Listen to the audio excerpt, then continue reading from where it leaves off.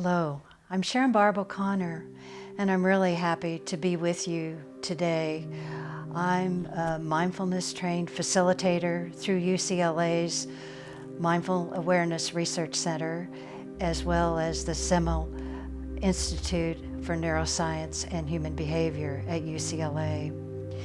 There's a couple of practices I would like to offer you today around mindfulness. And for those of you who have been meditators for years, I just invite you to go ahead and enter into your usual meditative practice. The two offerings I'm giving today talk a little bit about mindfulness and the basic practice of mindfulness. And the second practice that we're going to do has to do with self-compassion. Given all of the upheaval and the climate of today and everything we don't know about COVID and all of the unknowns and uncertainties going on in each of your lives, I thought it would be a wise thing today to just go right into the middle of all of that and spend a little bit of time going over with you a mechanism and a way that you can find refuge from all of the chaos and the wildness that's going on, not only in our country, but possibly that's going on interiorly within yourself. Mindfulness offers a mind and a body connectedness. And it's often happens to me, as well as most people I know, is it's really easy to disconnect and to end up in your headspace a lot and worrying and catastrophizing and wishing that things weren't in quite the place that they're in. What mindfulness offers is a way of coming into the present moment as a way of not racing into the future, giving you some respite from a busy mind that's heading into the future and making plans or worrying or awfulizing or backsliding into the past with things that are already done and over. And so in the mindfulness practice, the actual definition of it is showing up for your life. And in that framework, we are looking at the awarenesses that come up moment to moment in our life experience, and also bringing in an attitude of openness and curiosity, and the last part of the definition, a willingness to be with what is, with what shows up for you in terms of your headspace, your body sensations, and your recognition of the total body. And so I would like to introduce a Qigong practice right off the get-go rather than talking about it. And the invitation is for you to join me, hands down in your lower belly. And for the first practice on inhalation, I just simply ask you to raise your hands up as if you're holding a ball very tenderly, and then bring the hands back down into your belly. And so on inhalation, bringing the ball up, exhalation, bringing it back down. We're going to do this 2 more cycles. Just simply inhalation, maybe holding it a bit at the top, exhalation, bringing the ball down in your lap again. Inhalation, exhalation. The next part of it is the invitation to move the ball out from your belly, move it up over your head the best as you're able, only to the level that you're at ease and comfortable with. And as you lower your hands back down to complete the circle, that's your out breath. So we bring it out from the belly, bringing it up, up, up. A slight pause at the top. Exhalation, closing the circle. We'll do this for about 3 more times.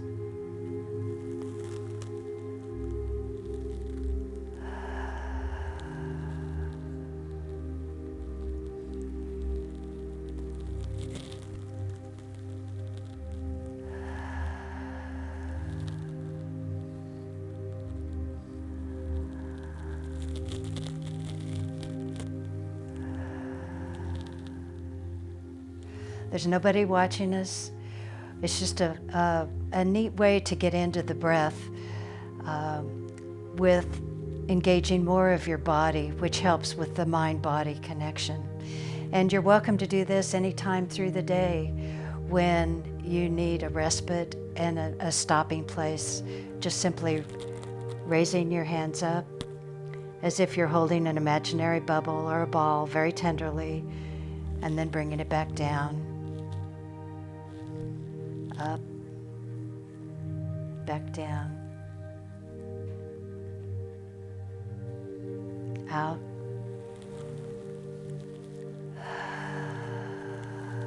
completing the circle, outward from the belly,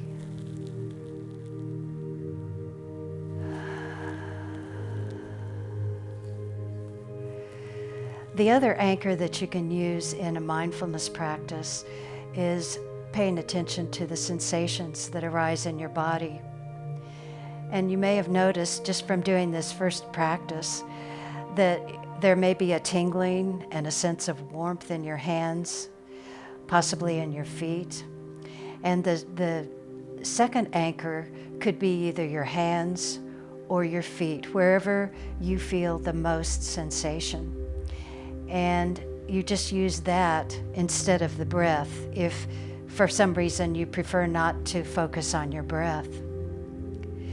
And in terms of the stress and the all of the noise that's going on the television and the news, in terms of all of the hardship and the difficulties that are happening, having a way to take some downtime and a refuge point is even more important in terms of stress tolerance.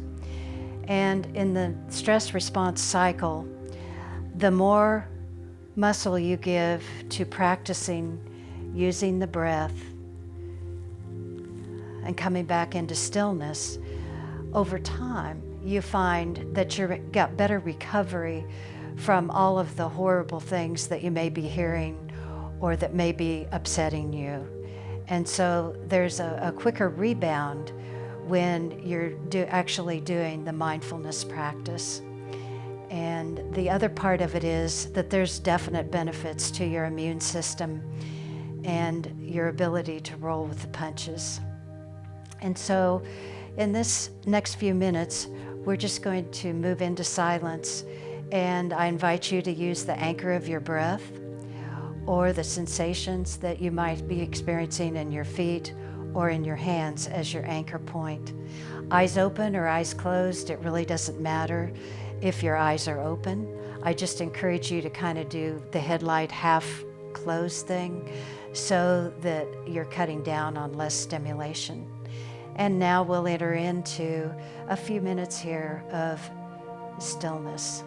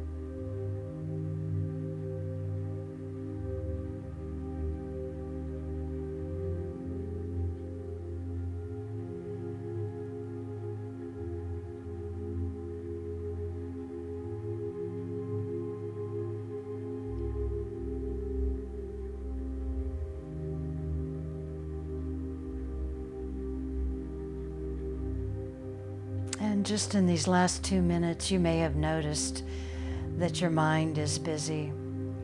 Busy mind is the way minds work. And so the purpose isn't to quiet the mind. The purpose is to have what we call disentangled engagement or participation, where you recognize that the mind is carrying on and you befriend it. You welcome it in and say, I hear you talking, just come have a seat. And the chatter may continue, chatter, chatter, chatter, chatter, chatter. And at the same moment, as you're able and as your practice builds, it becomes easier to come back to your focus, either the breath or your sensations. And the same goes with sensations. If there's a particular vibration or warmth in your hands or your fingers, you just notice without making a story about it. Just the perception, the signals go to the brain. My hands are warm.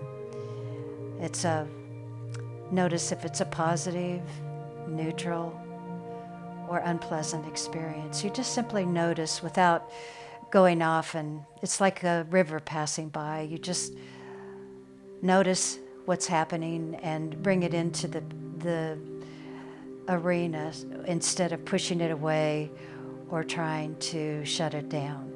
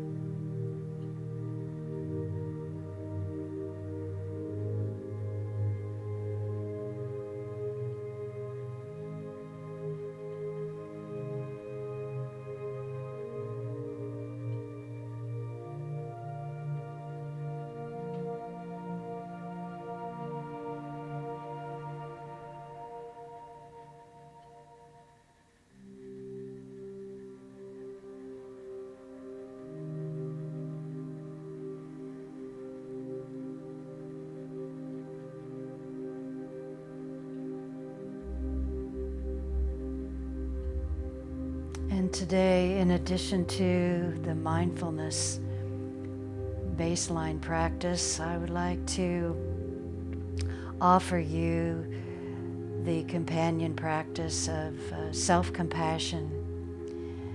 And that self-compassion practice has three components. It has the mindfulness component in terms of being present for moment-to-moment experiences with openness and curiosity, and a willingness to be with what is real, what is your truth in terms of those experiences. So there's the mindfulness component. Then the second component has to do with recognizing your true experience without any, no one else is around, just simply looking into yourself, your authentic experience of the moment. Honoring how difficult it must be or it might be for you. Honoring what you are carrying through the COVID, through all of the concerns about the fires, through all of the concerns about your loved ones, all that you're carrying in terms of possibly what you have lost, all of the concerns that you may be carrying in your heart, the worries, the fears, just simply honoring what is true for you in this moment. And the third part of it that is so needed in this time and often so hard to do is offering oneself the touch and the tenderness and the comments about, I care about myself.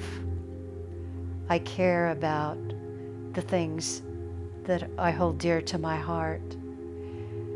I care enough to honor myself, knowing how much you cared and have invested in so many ways through all of your life for so many others. Often people say that they forget to take care of themselves. And in the self-compassion practice, you notice I'm touching different parts of my body. One of the suggestions is to put your hand on your heart. But if that doesn't feel real and it's just too phony baloney, don't do that. For me, feeling the warmth of my center of my hands against my thighs, I have imagery of the sun. And for me, that's very soothing and very comforting. With the self-compassion practice, the other part of it is offering yourself words of kindness, words of tenderness, in whatever way is real for you.